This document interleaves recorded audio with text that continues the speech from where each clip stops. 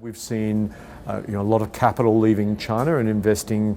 Our company, Blackstone, sold the Waldorf Astoria to a Chinese insurance company early in the year. It was a record transaction.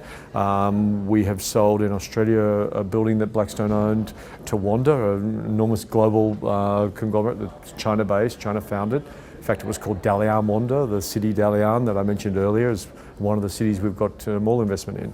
So are we seeing that in reverse? Are we seeing effectively, we've seen retailers moving from Europe into China with large beachheads. So, for example, we talked about H&M in the presentation today. We've talked about Walmart, an American company. We've talked about Inditex Brands, a Spanish company. They've all got very large beachheads in China, and by large, we're talking 300 plus stores with appetite for considerably more.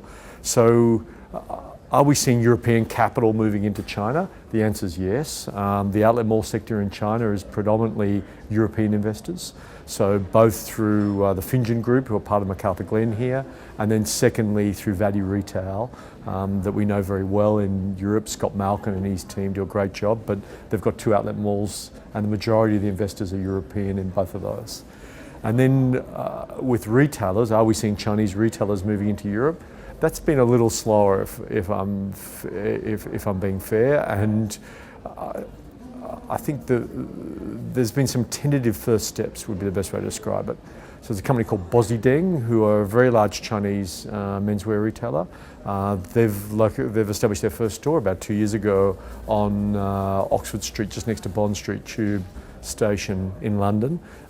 That's still there. I understand it's performing reasonably well.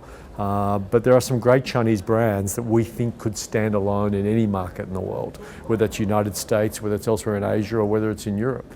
Brands like JMBY, which is a diffusion type, Comme des Garçons, very edgy fashion brand. They do a great job.